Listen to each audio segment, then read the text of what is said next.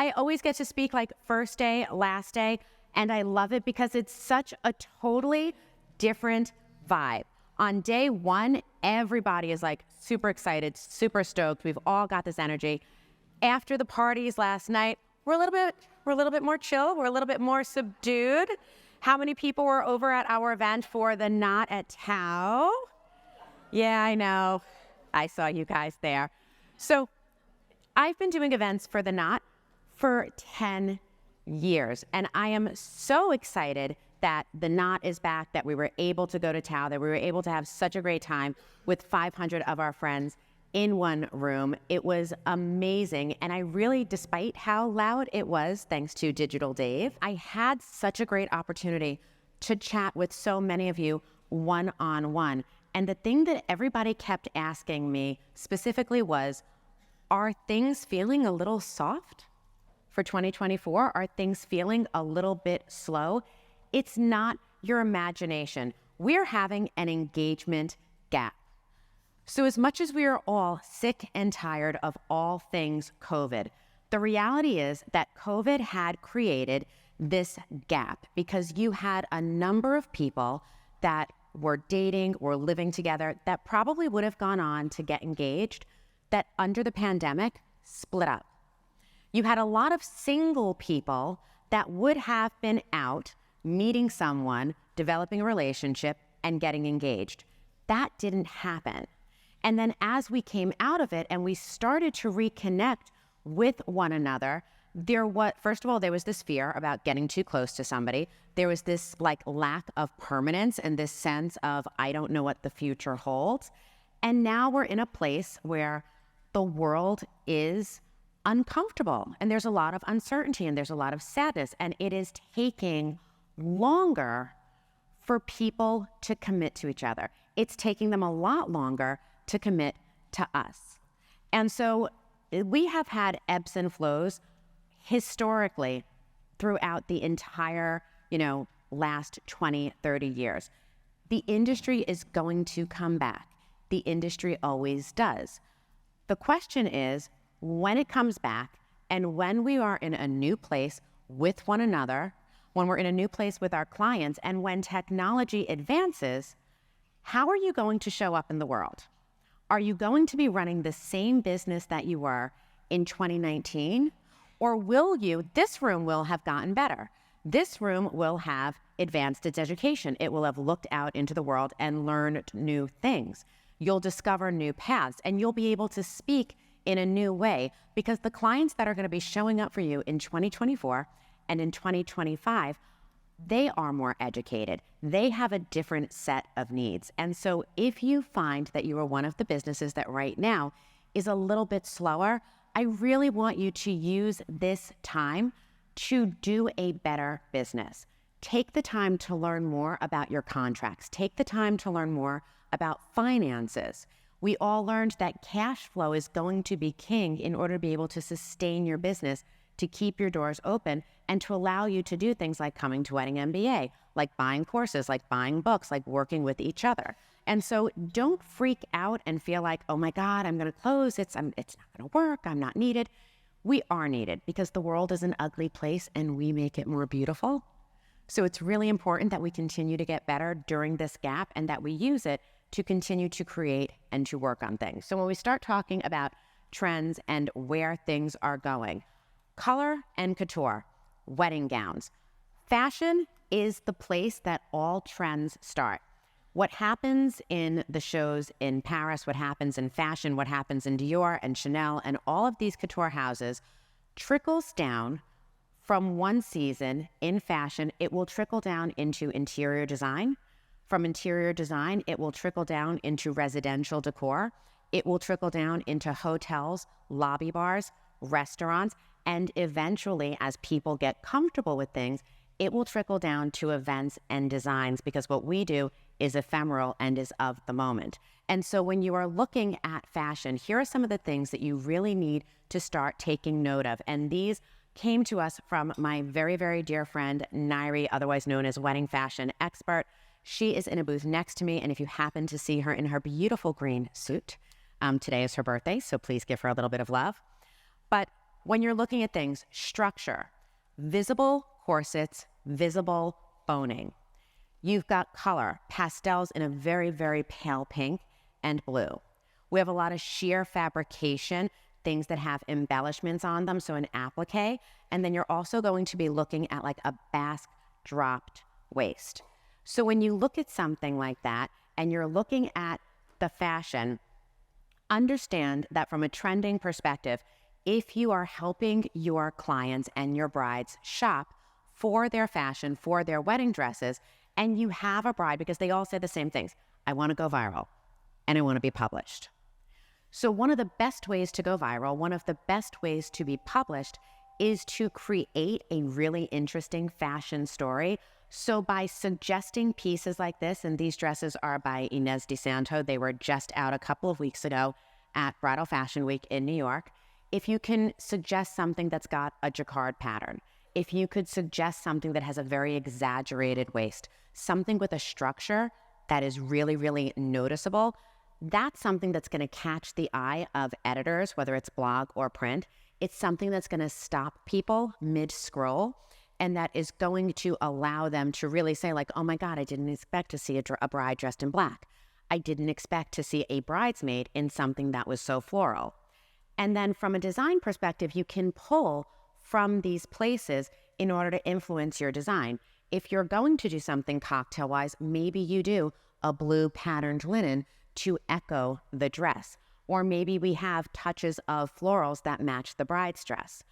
But all of these pieces are going to come together, and what you're going to see in wedding design in 2025 and 2026 is on the runways today. Because people love elaborate design. Right now, people really want to make big, massive statements. They want a lot happening. And this is a great time to be me, because I believe that more is more and bigger is better, and the grander the moment, the better the memory. And so the ability to turn around and say, we're going to really go out and we are going to build something, and we're going to put layer upon layer in a design standpoint. We have a lot of draping. So I did a design trend class yesterday, but I really want to touch on a couple of things. Draping is an easy and affordable way to add an accent into the room. So obviously we've all done regular plain hanging drapes. If you're looking for something exciting, go ahead and ask for a starburst. All they do is pull the draping in, twist it in the back. It takes 2 extra panels depending on the size, but starburst draping is going to be huge because it's interesting. Dynamic and engaging lighting. Lighting that changes color. Lighting that changes with the beat of music.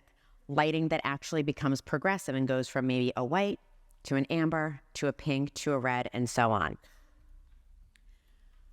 We're going to continue to see a lot of linenless tables. People love the high shine of either an acrylic or a mirror or a white. We're going to see a lot of just sleek linenless tables and very quiet luxury. So when I say quiet luxury, this is really nice, tight, compact florals where there are a lot of them, but they're put together in a way that doesn't feel like they're spilling over. They're very intentional and they're very streamlined. And we are going to see atriums that are built to measure. I think that after the pandemic, we all had this rush to be outdoors, outdoors, outdoors, but the outdoors have limitations because we have no ceiling and we have no walls, and sometimes you need structure.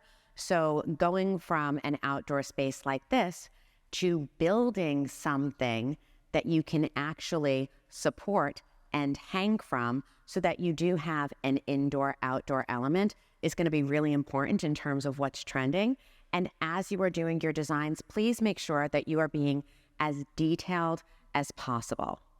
One of the best ways when you're designing and you're looking to do something that's really, really specific is to sit down and go to Google and say, snow scene, beach. Don't use the word wedding. Just go for the thing that you're looking at. Barbie, classics, cars, whatever it is. And then go and pull your favorite images and then make a list of every single detail that you see in the images. So when I was doing this party in Lake Tahoe, I put ski resort. And one of the things that popped up was a gondola. And I thought, oh, that'd be a really cool photo booth. Obviously, there are lots of trees. Those are easy. You can get a flocked Christmas tree on Amazon. The 12-foot bear was a little bit more. He took some negotiation and he was done by an artist, but it shows the attention to detail when you're doing a design that is supposed to be super hyper over the top. And along with big designs, people want interactive entertainment. So one of the things that I'm a huge believer of is progressive music, because when you're trying to create an environment and you're trying to really manipulate a moment and turn it into a memory, you want to think about all of the different senses that you can engage. What are you going to see? What are you going to taste? What are you going to smell, touch, and what are you going to hear? And so a lot of times what we do is we will start with a soloist, just one person singing, beautiful, haunting. And then as the night goes on and we transform from dinner to dancing, we obviously bring in a DJ. And then along with the DJ, once people are up and they're excited and they're dancing and they're moving, we bring in a live piece to play with the DJ. So in this case, we had a saxophonist and he was right there out in the middle of the floor. He interacted with the guest. And it's a really great way to just take the traditional and move it up a notch. We talked about the photo booth that we used, and then people want to be entertained, and our couples want to give their guests an experience that they likely haven't had before. And so any type of interactive entertainment, artists on hoverboard, people dressed like broken glass and disco balls, anything that the guests can get involved with and take photos with and kind of enjoy becomes another layer that we're going to see a lot more of in 2024 and 2025. But of all the trends, this is one of my favorite. I love, you've heard it, content. You have to be creating content all the time. As wedding planners and event designers, I don't know if there's anything that is more crushing than when we spend 18 months designing a beautiful ceremony or a gorgeous table, and the first picture that comes out from that wedding is like Aunt Mary's iPad that she used standing in the back of the room like this, that she decided to put on social media. Your friends and family cannot be trusted to create content on the day. And so what we are seeing now, and Matt, who's back with us once again from M Place Pro, has a company that does this, but we have teams coming out and they are here just to create content on the day of. So for this wedding, we actually had a team that was doing photo and video separate from our photographer and our videographer. Just one additional person taking professional photos, taking great videos, and then stepping aside immediately after the ceremony and editing them and delivering them to me so that in real time, I'm able to create and share the content that I want to create.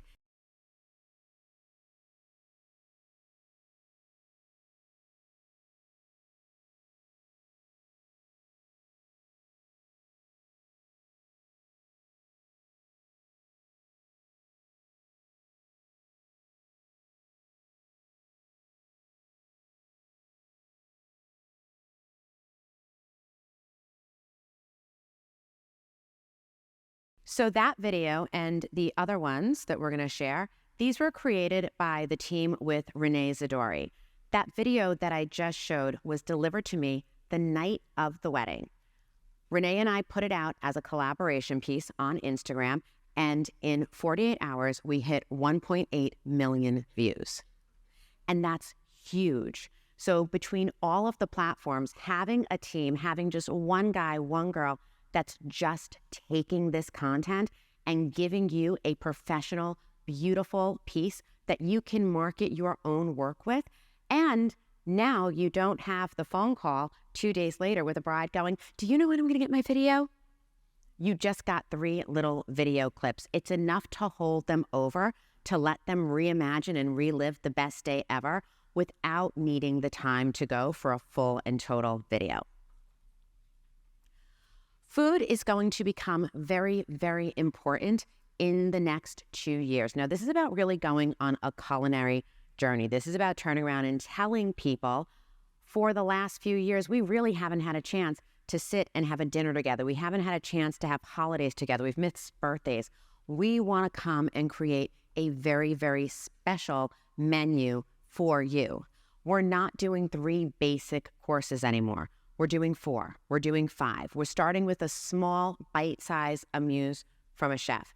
If you're in a market where the chef is like, I don't do that, I'm not going to do an amuse, I don't understand it, or if that's who you're working with, very easy. Just say, I want 1 bite-sized piece of an hors d'oeuvre that we serve on a plate to each person as soon as they sit down.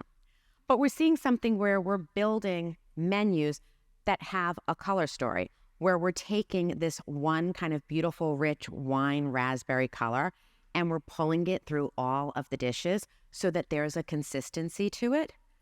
But you see things, interactive carving boards, interactive grazing tables, and now more than ever, you are going to see international food that tells a story about our couple. And so in this particular case, the couple loved going out and having ramen. So we did a ramen bar.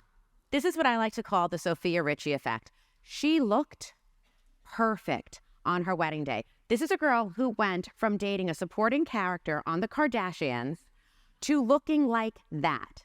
And this is about the evolution of just being beautiful, classic, pristine. And when we talk about stealth wealth, a lot of people think it's minimalism.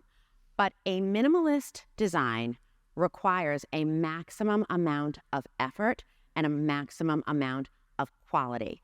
Because when you are showing a minimal amount of floral, of chairs, of tables, every single thing that you put in that room has to be perfect.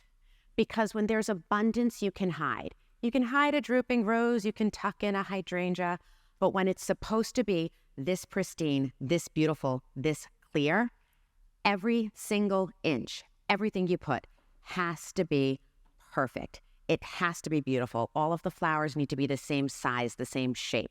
You have to pay attention to the minutia. Otherwise, it looks cheap. But when it's minimal, but high quality, that's when it looks beautiful. And that's when you get elegance. And that's how you get to a place of stealth wealth. We are going to see a lot of modern cultural influences.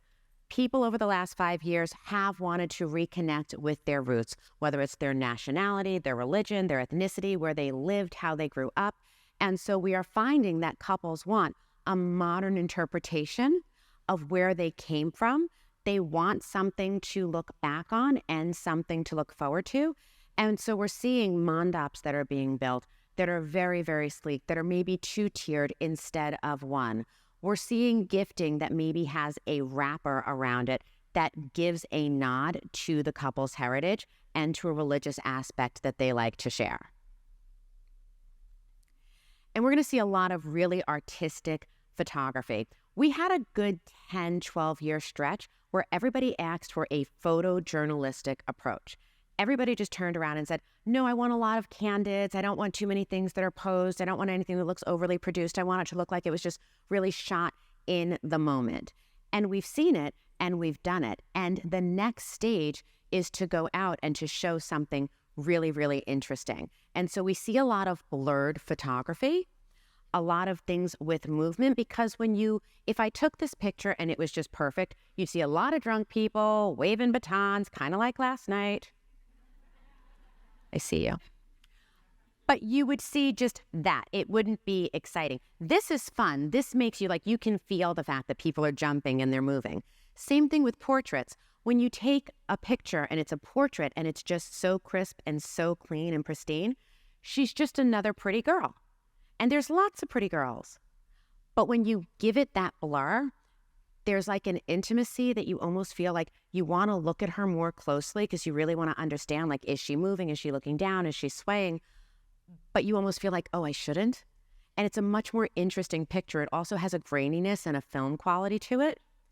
And we're seeing flash photography, bright flash photography with a highly saturated black point and a really, really bright neutral white, because everything else kind of disappears and she just jumps out at you. And this is really, really great for couples who want to look like that Kardashian style filter, like that beautiful skin. This does wonders for everybody's skin. Everyone looks great in it. And the last trend we're going to talk about is artificial intelligence. How many of you are using AI? Okay.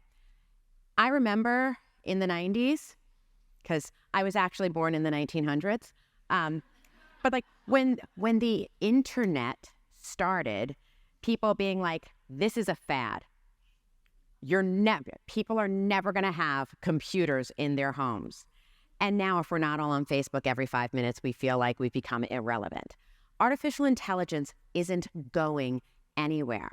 And there are so many different ways that you can actually use AI. You can use AI to generate ideas. If you're sitting there saying like, I'm stuck, I don't know what to talk about, you can ask ChatGPT what it is that you should be out there creating. You can do content creation.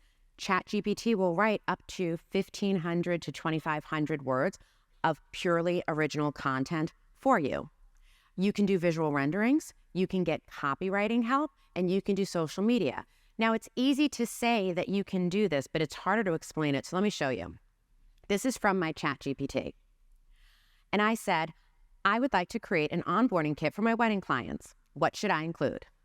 And ChatGPT told me your onboarding kit should include a welcome letter or a card, a personal touch, timelines and checklists, a preferred vendor list, an FAQ section, contact information. And this actually went on and on. It gave me 15 different ideas of what to put into an onboarding guide. You can use ChatGPT to write the captions of your social media. How many, you can't think of another caption to write. And so you're sitting there and you're staring at the screen and you're blank, and it's 3 hours later, you've doom scrolled everything and you're like, screw it, I'll just do it tomorrow. Now you can pull ChatGPT, you pull the picture in and you say, please write an Instagram caption that talks about the gold trees and the romance. Write it to attract an engaged couple looking for a highly designed wedding. And ChatGPT will go in, it will look at the picture, and it will say, this is what you should be saying. And then it'll tell me what the result of that caption is. Now, I read this and I was like, can you write it again, but like without being so flowery? Maybe a bit more approachable and fun. Talk more about how important big centerpieces are. Working with ChatGPT, I think about it as like when I ask something of my children, the more specific you are, the better questions you ask, the better information you'll get. It's like training a new employee, and AI is your newest employee. And so get used to talking to the machine, and the machine will talk back, and the conversation will get better. We have more than just ChatGPT. There is GenCraft. So this will actually create a digital rendering for you. So I went in and I said, create a rendering of a bridal bouquet with 20 large, hand-opened, bright white roses. Leave the stems long and wrap them in a black satin ribbon. So I go through this whole thing, what I want. And I had it create 3 different images for me. So if you're out there and you're trying to present design, and if you're moving from a place of being a more approachable wedding planner, but you want to go into a more highly designed space, but you don't want to knock off somebody else's work, you can go into GenCraft and you can have it create a completely unique image. None of these are real. I'm actually doing it with a corporate client that I have. I went in, I told it where the event was taking place. It's going to be in Las Vegas Hall D. What do I want it to give me? What is my theme? What are my colors? What do I want to create? And this is what I got in under 60 seconds. These kind of renderings used to cost me upward of $10,000, $15,000, $20,000. GenCraft will give you 10 a day for free. It takes a while to get specific enough to get the language down so that you can ask it the right questions. But this made it much easier for me to sell my idea, my concept, my design to my client and to say, this is the vibe I'm going for. And then typically, if you are at a place where you've done this and you're able to say, now we're going to take AI and we're going to take it in real life, I used the approachable free versions of AI and I got some great designs. And then I worked with an expert and they rendered this. So this was from Blueprint what I went and I asked for, I said, I want pitch black floors. I want high gloss black tables. I want really, really thick white aisle runners. And I want to create a way to suspend chandeliers in a ceiling that's not much higher than these. And they rendered it for me. If I handed you this, if I handed a venue this, if I handed a florist this, if I handed a rental company this is such an incredibly important tool. It's such a great way to explain what I see in my head and what I expect to see when I walk into the room. And when I walked into the room, that's what I got. And this is what AI can do for you. This is what people who work with AI can do for you. And so just because you don't understand AI today, just because if you're sitting here and you're saying, people aren't paying for AI, there's nothing that AI can do that you can't. AI can just do it faster. It can do it better. It can do it cleaner. It can do it in a way that frees you up from the minutia, because what AI cannot do, what AI is never going to be able to do, is replicate humanity. AI is never going to be able to replace the art and the process of you as the planner, you as the designer, you as the person taking the time to sit down and really see someone, to look at your clients and say, I understand who you are today in this moment. I understand how you live. I understand how you want to move through the world. I understand what the world looks like if it's a perfect and beautiful place just for you. And I'm going to invest in really getting to know you and really understanding you so I can come up with something like this. AI can't do this. Only you can do this. And that's why it's so important that we turn around and we allow AI to go ahead and do all the little stuff that takes up our time. Responding to emails, creating funnels, typing out captions. Because the more you can offload to artificial intelligence, you can dig deeper into your humanity. You can dig deeper as an artist, and you can come up with better things. Now, full disclosure, AI for wedding professionals, it says I wrote it, and I kind of did. But here's the thing. I was like, I wonder if ChatGPT can write a book. I wonder if ChatGPT can write a book teaching me how to use it better. And so I did write the introduction to this book, and then the entire book was written by me asking AI how to use it. Who better to teach us how to use the machine than the machine? And there are places where it's a little open-ended, and there are places where the machine takes you only so far. And that's where being a person on this planet comes in. And so I intentionally left it open so that you can go through and you can deep dive with the artificial intelligence, and then you can go and you can get into it on your own, and you can get your hands dirty and you can play with all these different platforms. And then I expect you to take it from there. If you enjoy the way I see the world, if you like the way I design, or if you are in a place where you need to learn the language of design, what it means to talk about size, scale, space, color, and texture, we do have a wedding design masterclass. It is open for registration now, and all of the courses and all of the lessons will actually open for you on Black Friday. You guys are still hungover from last night. Nobody's taking the class today. So go home, get settled, relax, enjoy, and then sit down and learn with me for a little while. But the reality is that I come here year after year after year because no matter what is happening in trends, no matter what is happening in the world, I feel most alive when I am surrounded by other creative professionals. I feel my best when I get to sit down at my booth and we have, velvet couch confessionals, as Ashley and Chris like to call them. And I just get to talk to people because I love the moment when I open up the doors of a reception and I walk my clients in and I tell them to open their eyes and they go, this is amazing. This is everything I ever wanted. But I'm not going to lie. In a way, it pales in comparison to when I get to stand in a room like this and I see you guys take pictures and I see you guys enjoy the work. Because honestly, I live to impress and inspire and connect with all of you. You guys make the world a more beautiful place. You make me better, sharper, and faster. Thanks for coming back to Vegas. I am so appreciative of your time. I'm Andrea Eppolito, and I have 5 minutes for questions, if you have any. So that is always a conversation that you have between yourself and between the person delivering the content. And so for something like Renee Zadori, it's an add-on that they already have within their packages. But Matt has a company that is solely dedicated to this. And so what you would do in that case, if I had hired one photographer, if I had hired one videographer, and then I also hired Matt's team to come in and do social content creation, I would put them together so that they make sure nobody is stepping on each other's toes.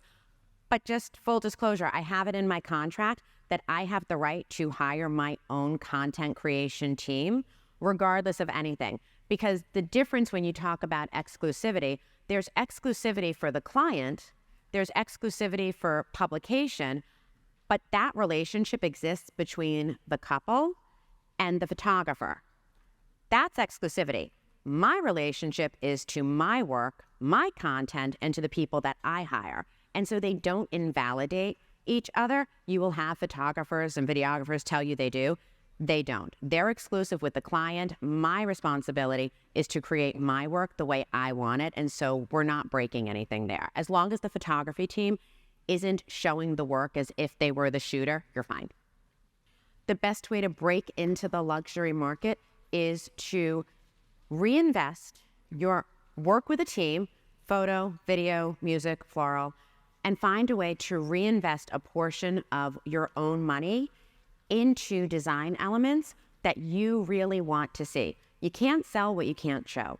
And so if you want to show custom menus, find a way to buy at least one table, the head table of custom menus. Gift them to your client. Make sure your photographer gets a lot of content on them so that you can show the value of a custom menu. You will get more from reinvesting in the work than you will from placing any ad anywhere or paying any commission or referral fee.